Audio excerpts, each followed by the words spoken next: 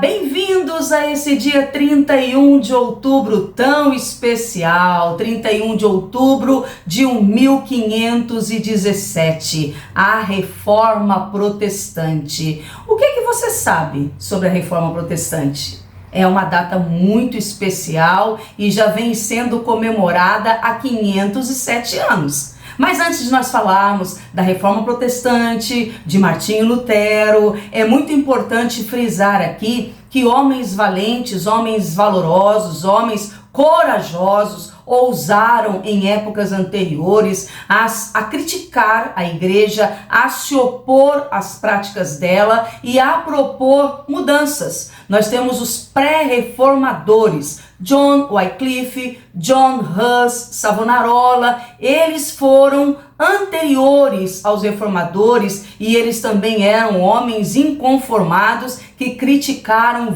com veemência a situação da igreja. Agora, no século XVI, finalzinho da Idade Média, quando novas ideias estão surgindo, estão sendo propagadas, Deus está sendo deixado de lado, o teocentrismo está ficando para trás e agora nós vamos entrar na época do antropocentrismo. É o homem que é o centro de todas as coisas. Nesse momento, a igreja está numa situação terrível. O formato, a estrutura, ela é uma organização hierarquizada nesse momento. E a estrutura dela é como se fosse uma pirâmide. O Papa e os bispos estão no topo dessa pirâmide e na base está o povo, que não participa de absolutamente nada. Apenas recebe ordens, não é? Que vem, abre aspas, de cima. O povo não participa como participava na época de Atos dos Apóstolos, com o cristianismo nascendo, com a igreja nascendo, crescendo. O povo participava efetivamente, eles formavam um corpo. Agora a situação é diferente. O povo só recebe ordens, o povo não participa de absolutamente nada. Sem contar que algumas práticas da igreja eram totalmente condenáveis. Veja que a igreja, ela começou com a crença do purgatório, começou a pregar a respeito da existência do purgatório, a adoração a santos, a venda de relíquias. Você pode comprar, na época, uma lasca da cruz de Cristo, ou você pode comprar um pedaço da capa do apóstolo Paulo, e assim por diante. A igreja ganhava muito dinheiro vendendo relíquias sagradas e também pregando a existência do purgatório, a adoração a santos, entre outras coisas. Dentro da igreja, a prática era muito comum do nepotismo. O que é o nepotismo?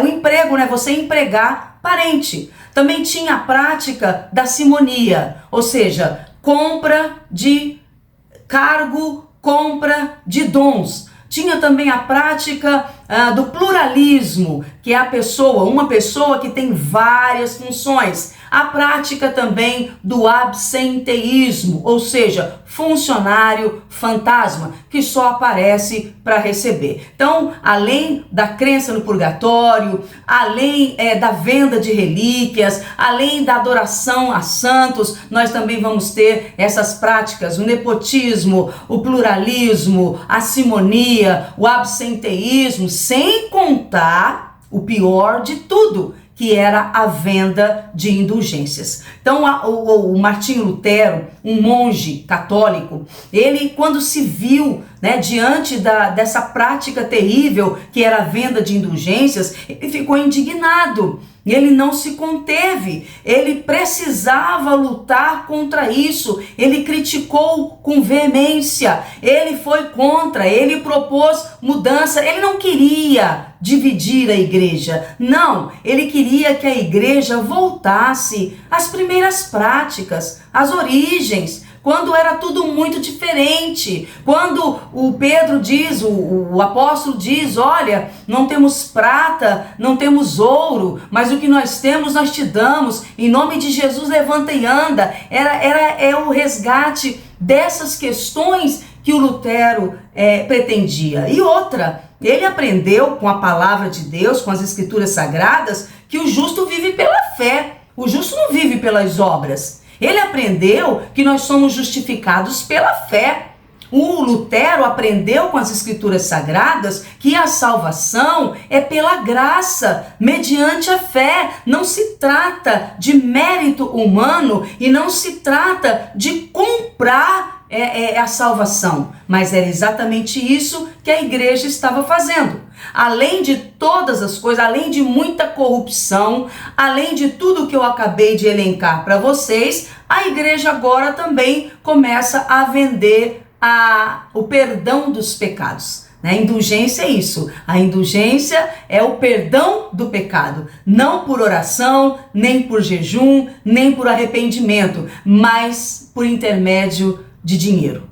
Então, você pode agora, a igreja diz, comprar o seu lote no céu, porque é possível. A salvação pode ser comprada. Então, mediante essa situação, Lutero ficou indignado, totalmente indignado, e ele escreveu 95 teses, cada uma delas se opondo à indulgência ou à prática que a igreja estava tendo, e eram práticas condenáveis. Ele pegou essas 95 teses e fixou na porta de uma escola em Wittenberg, na Alemanha.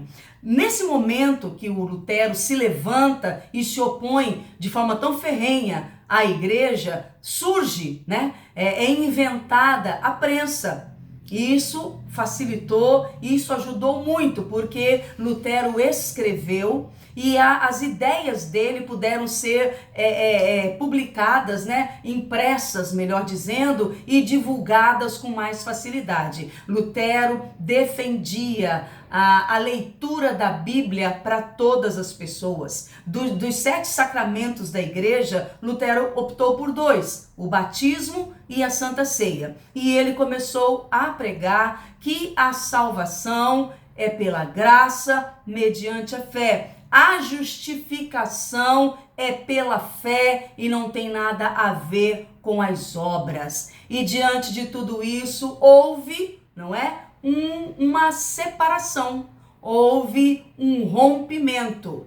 Lutero, ele foi excomungado, claro, a igreja não aceitou as suas ideias, a igreja não aceitou a sua afronta, Lutero foi excomungado e só não foi torturado e morto porque alguns nobres, alguns reis protegeram o Lutero e preservaram a sua vida. Lutero vai traduzir as escrituras sagradas para o alemão, e outras pessoas vão dar continuidade à reforma em outros lugares depois do Lutero.